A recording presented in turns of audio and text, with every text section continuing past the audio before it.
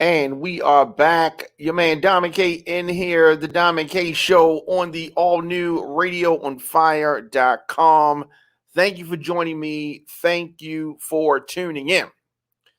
So, earlier this week, the passing of retired General Colin Powell was announced. And what I want to do is I want to dive in and really look at General Powell, at his legacy, at a lot of things about him. Was he a friend or was he a foe of the American people? That's what we're going to talk about today. There were many American generals in the last century that were worse than Colin Powell, right? Men who also died, obviously. Like Colin Powell, they were celebrated for their accomplishments. And Colin Powell had many accomplishments. General Curtis LeMay, firebombed Tokyo. Nearly incited a third world war on multiple occasions. That general was celebrated when he passed away. Douglas MacArthur provoked the Korean War, attempted to start a nuclear war, celebrated when he died. Tommy Franks, who oversaw the invasion of Iraq, to name a few. These are just a few, right? Generals who were, in my opinion, worse than Colin Powell, but they were also celebrated. Colin Powell is probably going to be remembered as a hero, I suppose, as a But when we talk about Colin Powell, it is complicated.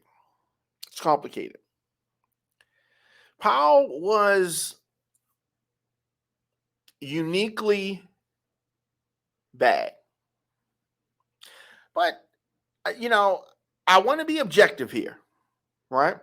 Fundamentally, he's a bureaucrat. He was a PR guy for the American political and military establishment. He was the PR person. He was like the mouthpiece for those folks.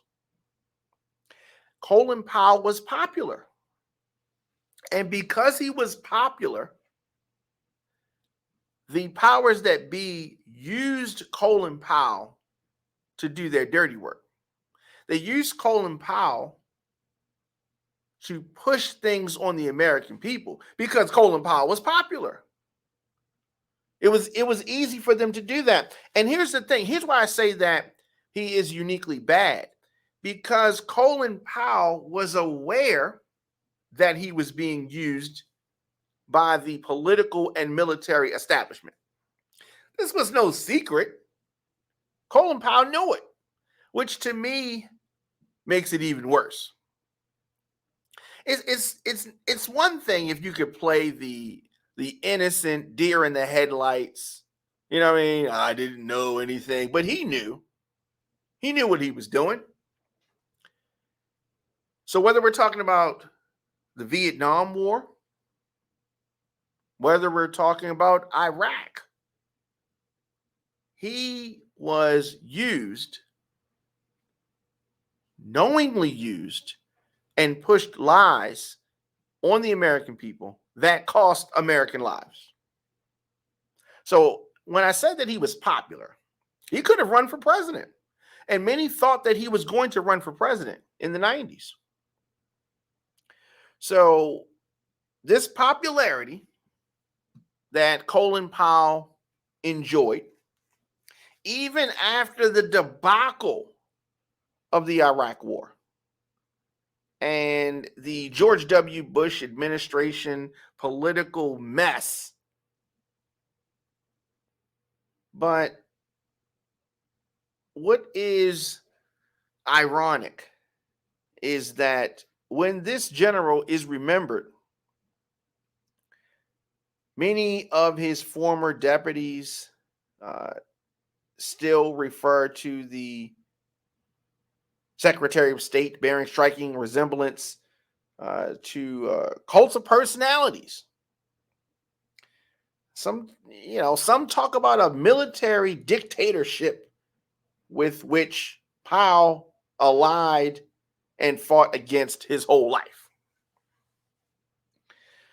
Most of the obituaries that you're going to see of Colin Powell, who passed away from complications of COVID-19, they're going to list all of his basic facts in life, his career, of course, born of Jamaican immigrant parents, New York, South Bronx, went to City College. That set him on a path that would take him further than any black man had gone previously in the U.S. government. Set him on a path for success. And he was successful. He was successful. Colin Powell had the kind of career that, he had the kind of career that will cause him to be remembered, had it not been for some of the other things that he did. But I want to say this, he's not the only one, as we talked about earlier. Colin Powell's not the only one that pushed lies on the American people. I mean, the list is long. Now, when you hear, obviously, Colin Powell's friends talk about him, say humility and he was a nice guy, and that may be true. That may be true. Humility. He was a man of many ideas, but he wasn't ideological. That is what the current Secretary of State, Antony Blinken, said about Colin Powell this week. He populated the arc of his light with people he was good to. A former Powell subordinate, now at the American Enterprise Institute, said in The Atlantic. Obviously, family and friends heartbroken with the loss of Colin Powell. And, him passing away from COVID-19, a lot of folks initially in the conservative corners talking about the fact that he was fully vaccinated and he passed away from COVID. So they thought that was something to say, hey, vaccine doesn't work. Fully vaccinated guy dies. The general, vaccine doesn't work. That's what a lot of folks were saying.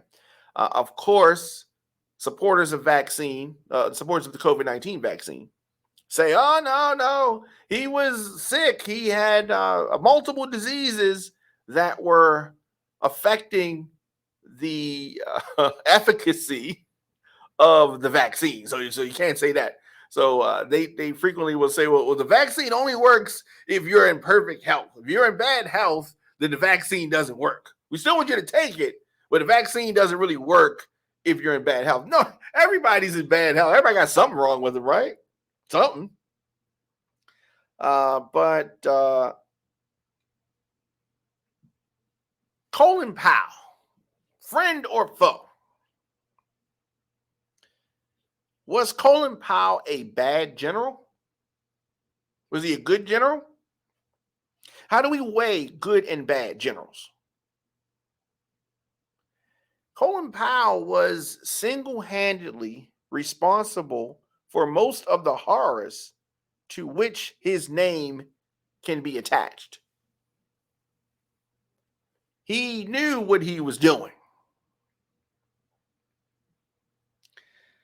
Helped cover up a lot of things, smuggling arms from the Army to the CIA for the infamous Iran-Contra deals, obliterating a fleeing Iraqi army on the quote-unquote highway of death in the Gulf War,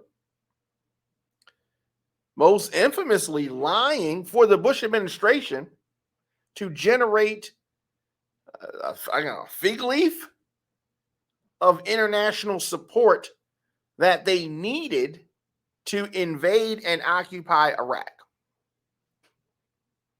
He lied. There were no weapons of mass destruction. Of course, that is widely known now. And some of his supporters will say, oh, no, he apologized for that. He said he was sorry. And as many conservatives do, they say they're sorry, something was bad. That just means it all is supposed to go away. Just like with January 6th. They just say, well, we agree that it's bad. Let's stop talking about it, right? He apologized and said, he messed up after he got out of government. But throughout Colin Powell's career, you can find a kind of counter history that took place over the last 50 years or so. Now, this is not things that the obituaries are going to highlight about Colin Powell. They're not going to talk about that. But a significant part of Colin Powell's history is a story of covert actions, overt lies, lies by omission, and most of all, basic character tests of decency that he rarely passed in his political, professional life. Now, I can't speak for his personal life. I cannot speak for that. But he did make out just fine in the private sector. He set himself up pretty nicely. Pretty nicely. So Colin Powell's military service began in Vietnam. Vietnam, another lie perpetrated against the American people. We should not have been in Vietnam. Right? And anyway, he participated in the cover-up of a massacre in Vietnam, failing to investigate claims of the atrocities reported by American soldiers to military leaders. Colin Powell was involved in the cover-up of that. Once he got back to the U.S. in the 1970s, he got an MBA and a Nixon White House fellowship where he became close with future Reagan Defense Secretary and indicted Iran-Contra co-conspirator Caspar Weinberger. He started making those connections that he would keep over the years, allowing him to be the mouthpiece, one of the mouthpieces for the political and military establishment. So there was a stint in South Korea, points of command in Kansas, Colorado, and then Colin Powell relocates to D.C. in 1983. At that time, Colin Powell became now Secretary Weinberger's military assistant. So through connections that he made during the Nixon administration, he moved up. Now he's making moves. So he helped oversee the invasion of Grenada that year. For those that remember that, oversaw the invasion of this small country. He assisted Weinberger's controversial request to ramp up military spending. And even though the Soviet Union was declining, Cold War was coming to an end, they upped the military spending. Powell was a key military player in Ronald Reagan's plan to resurrect America's Cold War. They wanted to keep the Cold War going. Why? Let's keep this money flowing, taking over countries, dealing drugs. They were doing all kind of stuff. So Colin Powell, as I said, a willing participant. We're going to get later on to the, how they tried to frame this later, but he's a willing participant. 1986, the day after Reagan officially signed off on the illegal covert arms for hostage deal with Iran, Colin Powell played his part in this scandal. And of course, the scandal known as Iran-Contra. So that scandal really took over the airwaves in America when the crap really hit the fan. You had the president, Ronald Reagan, giving his seal of approval on the selling of anti-tank missiles. Next step was to move the weapons from the Army to the CIA, and they handled the sale. So once again, a question of, how do you say this? Due diligence. A question of due diligence. This is something that we repeatedly see falling on the desk of Colin Powell. Due diligence. Information comes to you and you check it out. But over and over again, when you look at the history of Colin Powell, he just rubber stamps things. That's why he ended up giving the information that was incorrect about the weapons of mass destruction. Not doing your due diligence. He's a general. Right? He's a general. Not doing his due diligence. Whatever they say, I'm just going to go with that. Right? I'm just going to go with that. Powell was soon warned by a Pentagon advisor that there was no lawful way to transfer weapons without notifying Congress.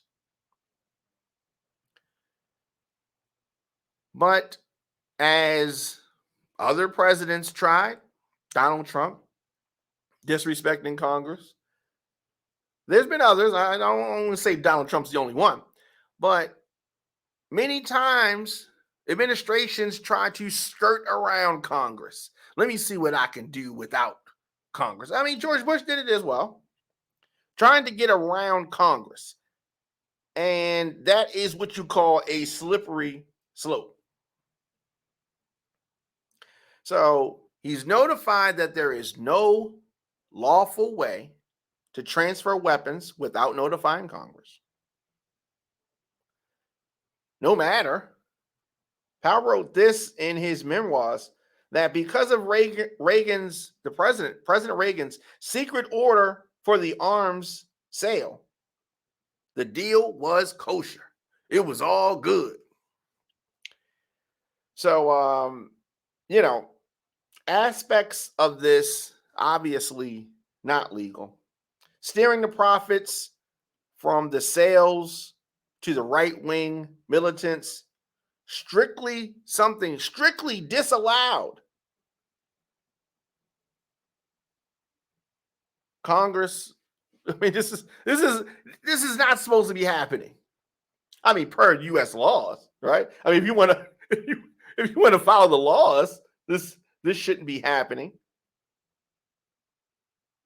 But the whole thing was covered up, and you know, the scheme was still foolhardy, foolhardy, foolhardy, but now legal. Colin Powell says this later. Now it's legal. The criminal nature of this, what became known as the Iran-Contra affair, grew out of other elements, according to Colin Powell. Oh, no, not the stuff that we did. We're talking about other stuff, right? And speaking of other stuff, Defense Secretary Dick Cheney. Remember him?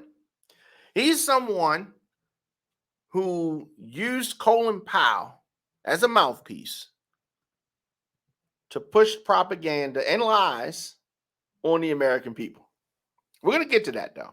We're going to get to that. Let's do this. You listen to the Don McKay Show here on Radio on Fire. Colin Powell, friend or foe? We're going to talk about this more after this.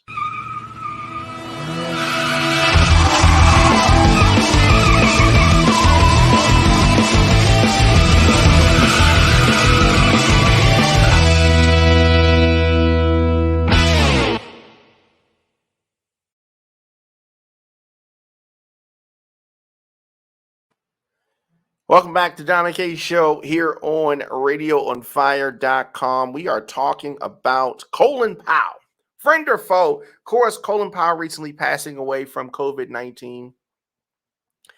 And, I thought about this, and I said that obviously with the general passing away, there are going to be all of these praises heaped upon him and his many accomplishments. But I wanted to look at some of the aspects of his career that are not going to be talked about in the obituaries.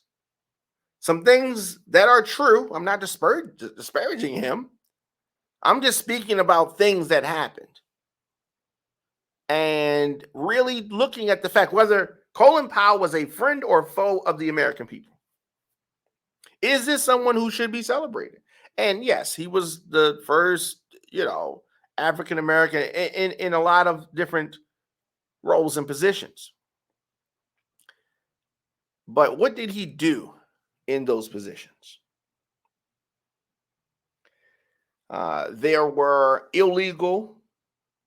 flagrantly illegal actions. Iran had been under an American arms embargo since 1979. Since 1979. But still, the weapons from the Army to the CIA under weird circumstances that took place. Knowing that a justification would be moot if the arms were going to a foreign country, and these arms were, an action that required disclosure to the U.S. Congress. Powell drafted a memo about this, which he passed on to the National Security Advisor, because they wanted to get this done. They wanted to get the sale of these arms done, even though it shouldn't have been happening the way that they were doing it. By the end of the year, as Iran-Contra forced the exit of his bosses, Colin Powell was tapped as Reagan's Deputy National Security Advisor before assuming the full position in 1987. So you had the people that were above him being forced to resign, forced out, and now he moves into that role. A couple of years later, President George H.W. Bush names Colin Powell the chairman of the Joint Chiefs. So this is some of the things that you're going to see in his obituary, and people talk about him. The commander of the American military, the youngest ever. He was 52 years old. And again, the first for a Black American. Commendable. Commendable. Colin Powell became the chairman exactly at the moment the Soviet Union began to fall apart. They were no longer a plausible military threat. So between Colin Powell's assumption of the chairmanship in 1989 and the official crumbling and dissolution of the USSR at the end of 1991, the general moved out of the Pentagon's and Reagan's shadow and into the limelight. He started getting that shine on him. He started being on the stage, right? Started being on the stage. Colin Powell, friend or foe? Friend or foe? I don't know.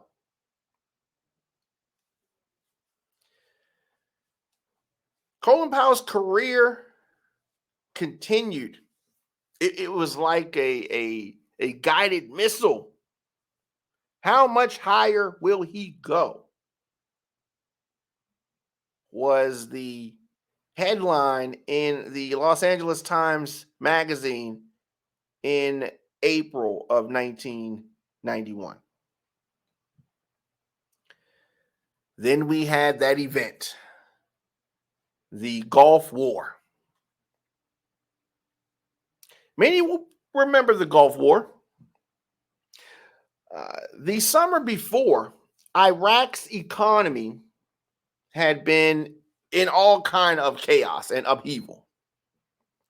So there was a stalemate ending of the Iran-Iraq war. Saddam Hussein found his regime in debt. They needed money. They owed the U.S. money. They owed neighboring Arab countries money. But the neighboring countries had been happy to supply credit for weapons for the decade-long war against Iran. But after Iraq invaded Kuwait in August of 1990, the U.S. military, led by Colin Powell, launched Operation Desert Shield. So you had this, coalition for a bigger, broader war. And a 600,000 troop presence was built up in the region, mainly in Saudi Arabia. Mainly.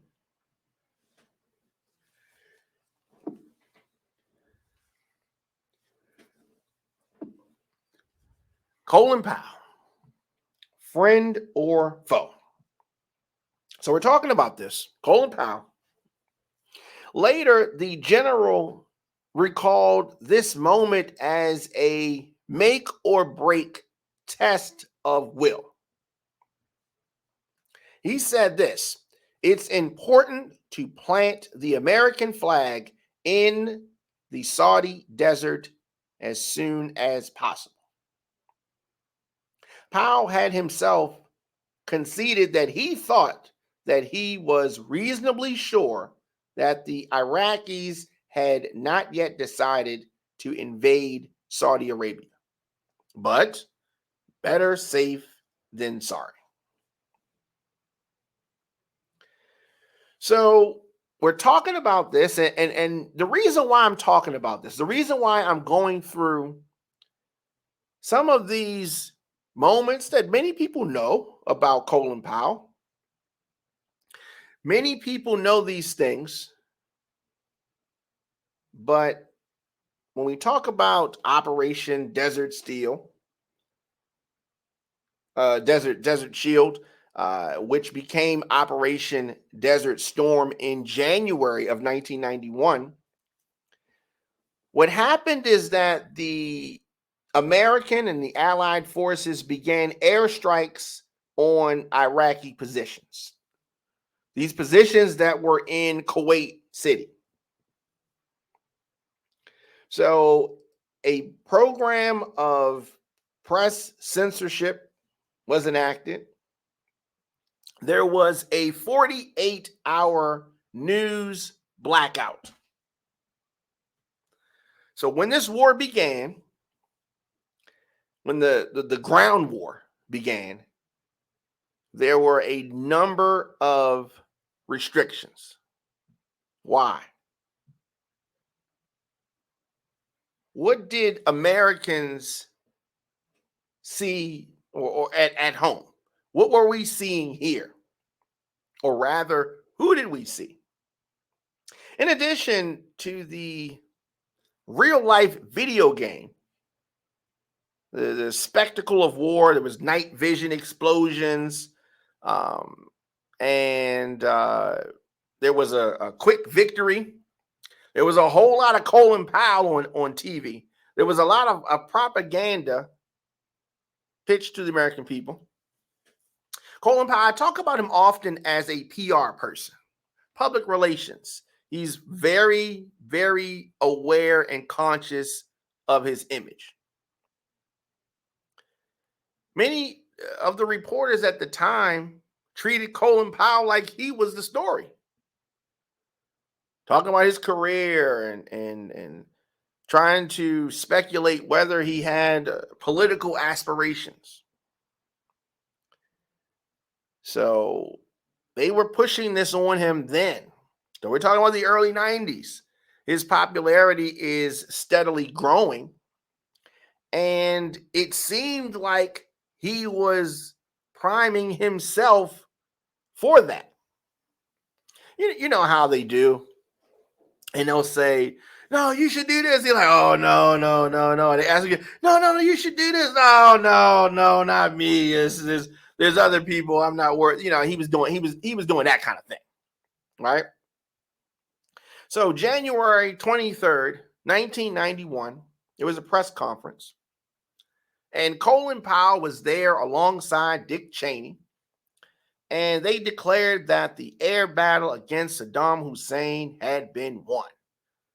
But the Americans and the Allied forces should be ready for a ground war against the Iraqis.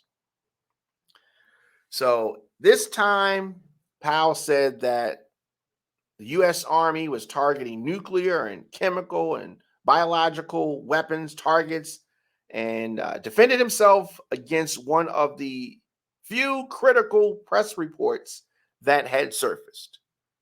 Stuff started coming out, you know how stuff leaks out. Stuff's going to get out. And he tried to address it. He said that there was a story earlier today about the infant formula factory, Colin Powell said. It's not an infant formula factory anymore.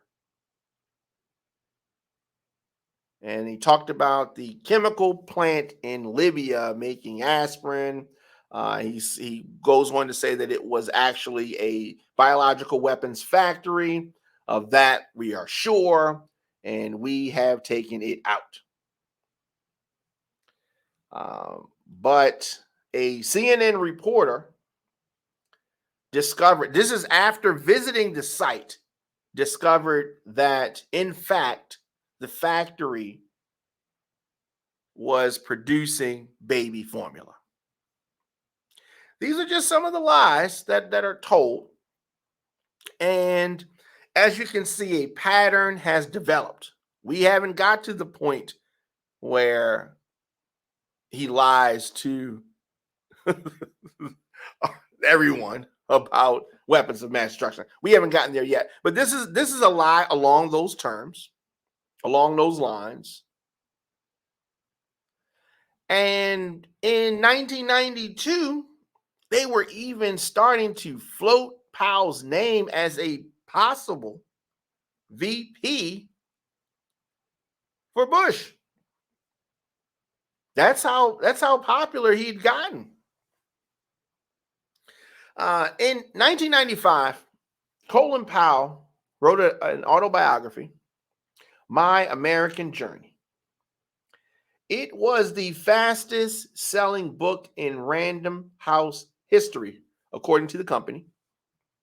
The general received a $6 million advance payment, and more than 1 million copies were printed.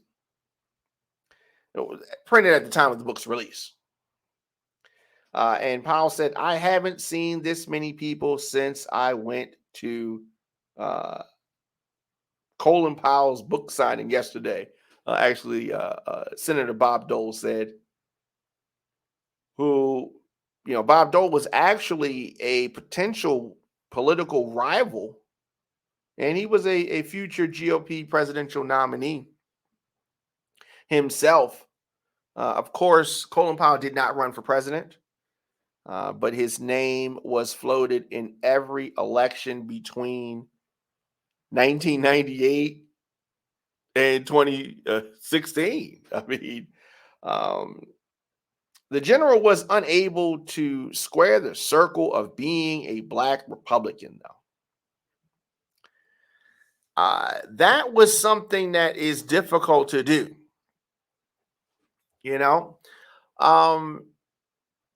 He was popular. He checked all of the boxes at the time. And he had the right air for the time. But of course, like I said, he didn't run for president.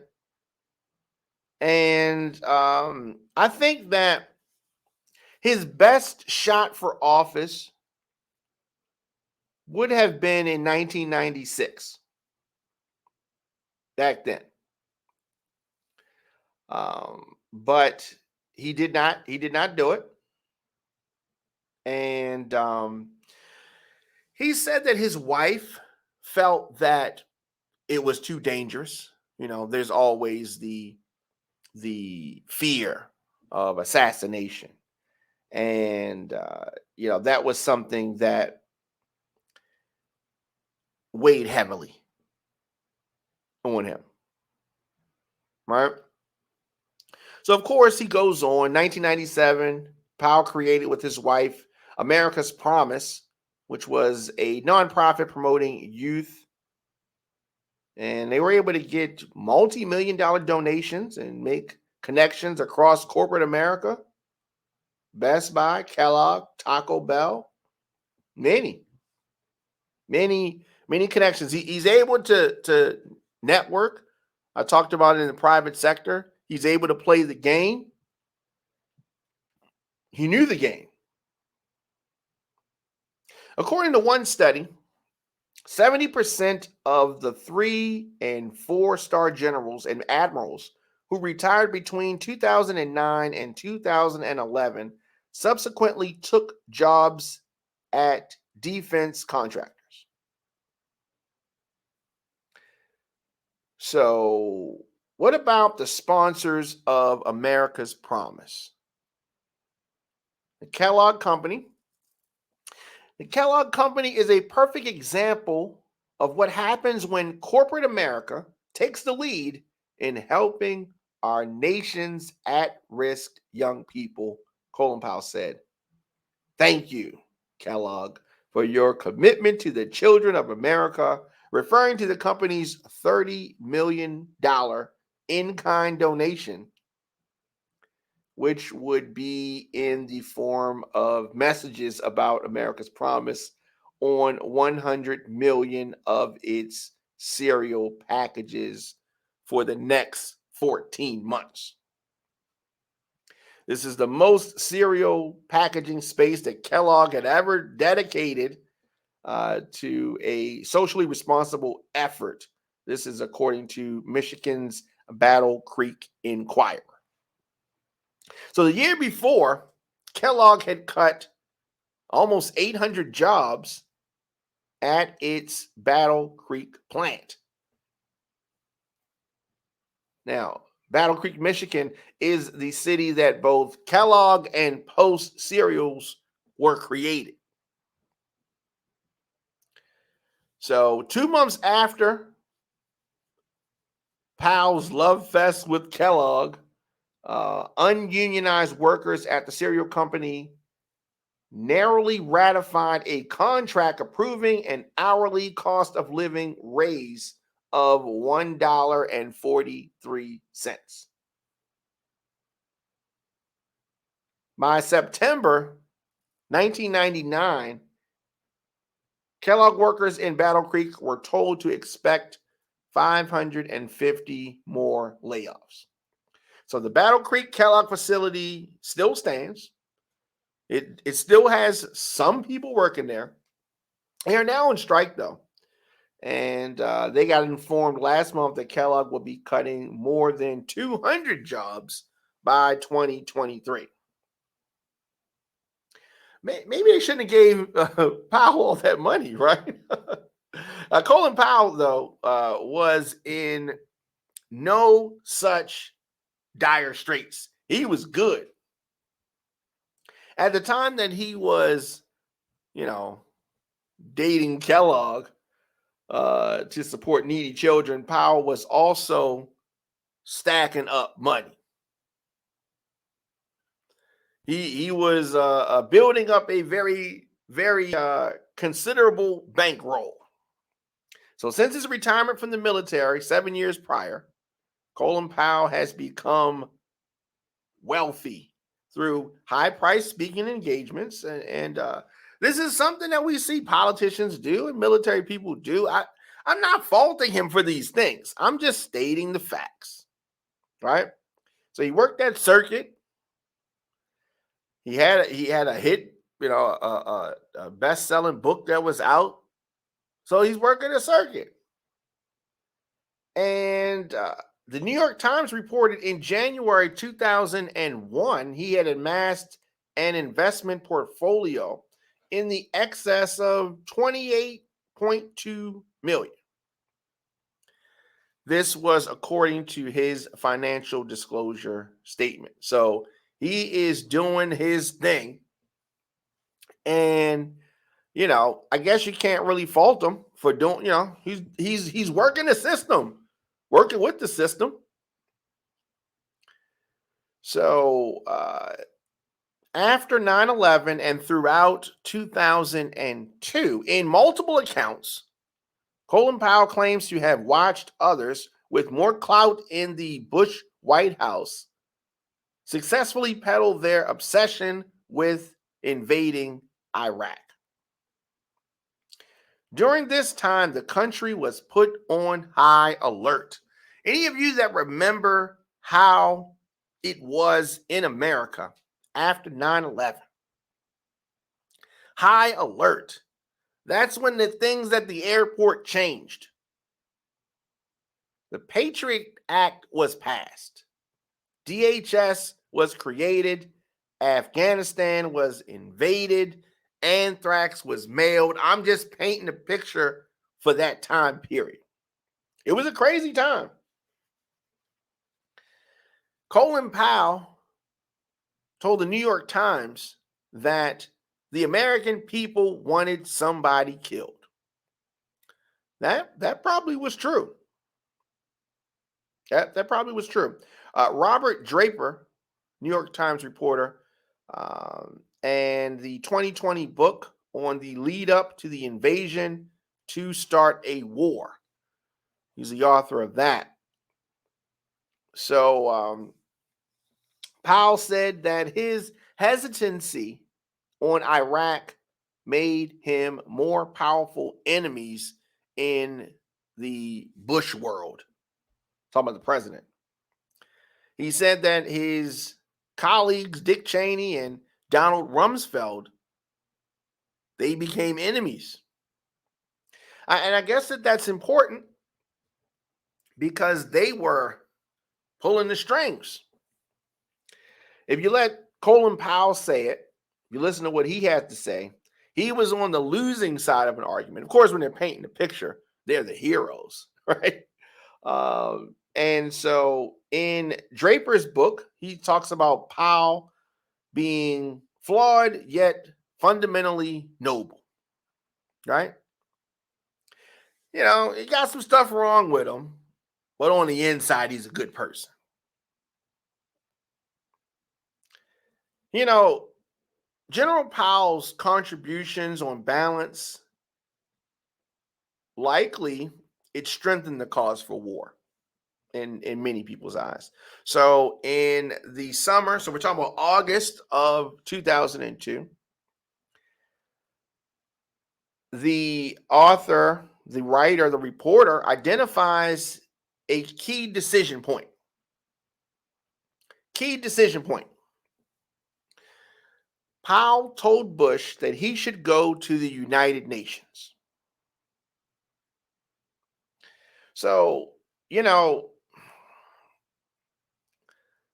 rather than voice doubts about the so-called intelligence, remember I was talking about due diligence. Instead of saying that something is wrong with this so-called intelligence, this intelligence that they were using to make the case for war, instead of that, and you know, this foolhardiness of an invasion, General Powell tells President Bush that he should go to the United Nations. So what does that mean? Why is he going to the United Nations? What is he trying to do? What is the reasoning behind this? They gotta sell this to the people. They've got to sell this to the allies. They got to build a coalition of the willing. So they had to sell this. So it was an advisor of Bush, Karl Rove, who suggested that Colin Powell be the one to make that case to the world. And the world was watching. The United Nations inspectors, of course, found no evidence of weapons of mass destruction. Right? In January 2003, in a one-on-one meeting in the Oval Office, President Bush asked Colin Powell straight up, "Are you with me on this?" The president obviously wanted Colin Powell to be the one arguing for invading Iraq at the United Nations. Powell knew what was going on. Powell also knew what this meant. But consistently, he allowed himself to be the PR person, the public relations person for the political and military establishment.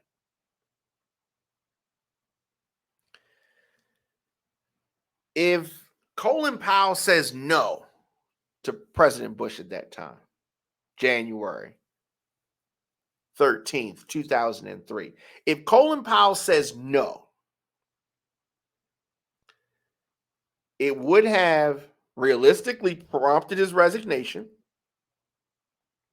but also Bush's case for war would have been more difficult. But that's not what happened, obviously. Weeks before delivering the speech, Colin Powell was given a text prepared by Dick Cheney, Chief of Staff Scooter Libby, right? According to Draper, Draper said that Powell viewed this suspiciously. In particular, the claims tying Saddam Hussein to Osama bin Laden. Reportedly, Colin Powell asked Dick Cheney's aides, "You guys really believe all this shit?" But that's not how he sold it to the people. On February 5th, Colin Powell went to the UN and, it can never be forgotten. He delivered lie after lie about Saddam Hussein's, biological, chemical, possibly nuclear stockpile. So there was a vial in his hand, all represented by the teaspoon of simulated anthrax in his hand, using that to make the point, make the case. My colleagues, every statement I make today is backed up by sources, solid sources, General Powell declared. These are not assertions, he said. What we're giving you are facts and conclusions based on solid intelligence. That's what he said. So among those conclusions,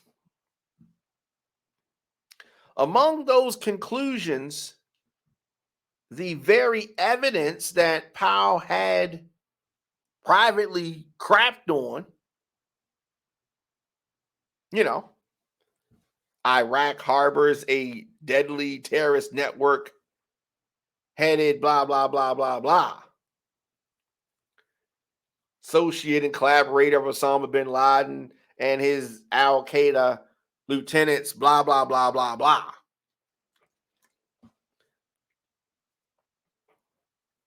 Now, Colin Powell delivered these lies convincingly, especially if that's what you wanted to hear.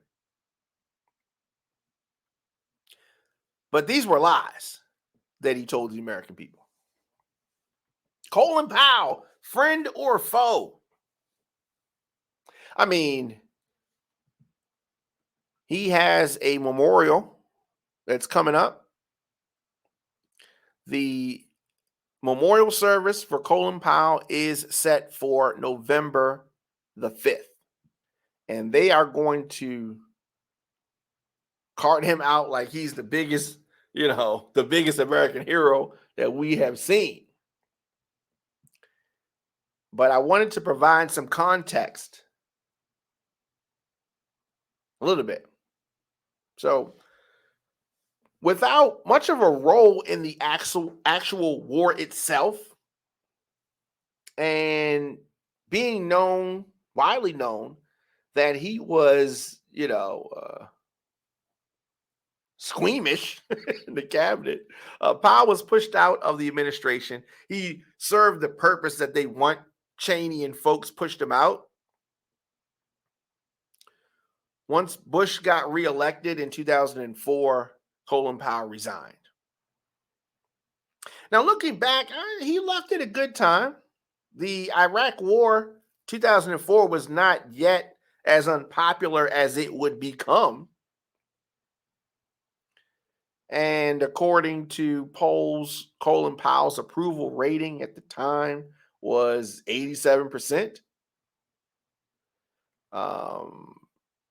So what did Colin Powell, possibly the most widely liked man in American politics at that time. What did he do with his newfound status?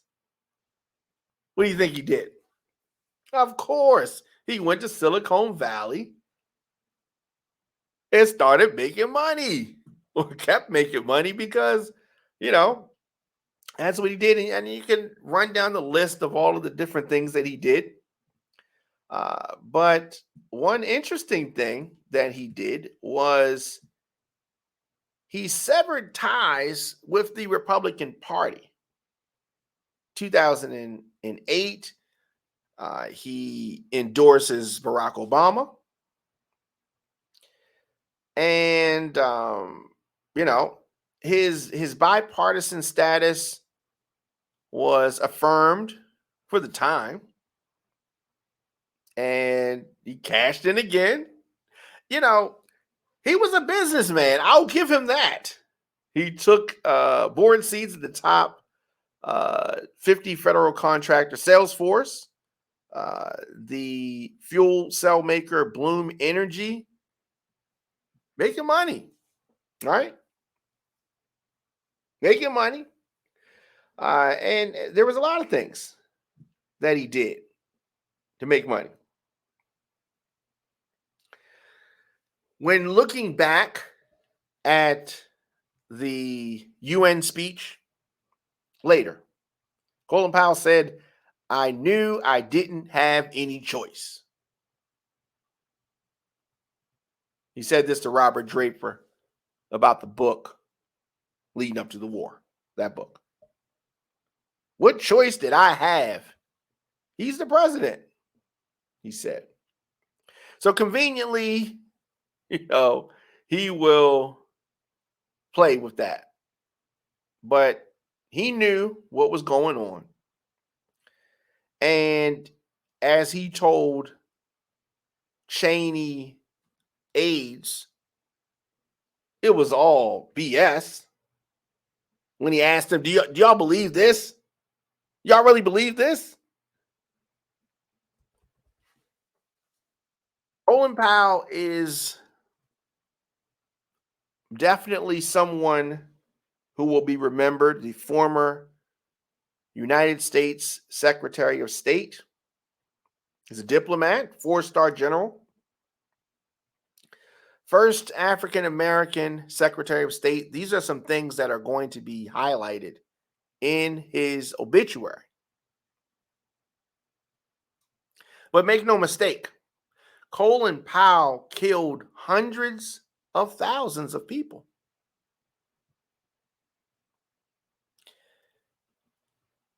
Generals do have this type of blood on their hands. Did Colin Powell con the American people? The American Prospect says so. But I don't want people to be disillusioned. Powell had a great journey.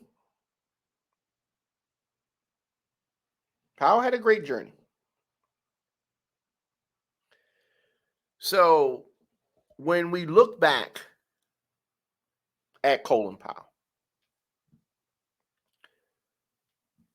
I asked the question many times during this broadcast, many times over the last hour.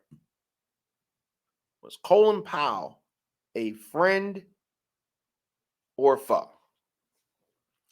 He died October 18th, age of 84. The age of 84. So we talked about many things,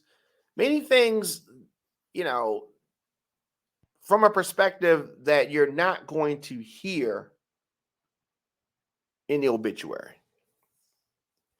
They're going to gloss over a lot of the things that we talked about today. They're going to gloss over the lies that he's told. They're going to say, "Oh, he apologized for that. He apologized for this. He was the first black this, he was the first black that. And I'm not trying to minimize his great accomplishments. What I'm trying to do is provide perspective for the bad stuff that he did, in addition to the history making things that he did. Where does he rank in the list of bad generals over the years? I don't know where he ranks. I don't know where he ranks. But as I said in the start, he was a bureaucrat and a public relations man for the American political and military establishment. So if that is something that should be applauded, which I don't think it is, but if that's something that should be applauded, then go ahead, clap your hands. But on November the 5th, when his memorial service happens, they are going to paint this guy as, damn near a saint. I think that's what's going to happen. I think that's how they're going to present him. I think that's how they're going to present him. He had a hell of a career. I'd like to see the movie. I like to see the movie on Colin Powell. Let me know your thoughts in the comment section. Instagram, Facebook, Twitter, LinkedIn, TikTok, at The Diamond K Show, at Radio on Fire. Of course, I will be back on Monday with more of the show and all of that.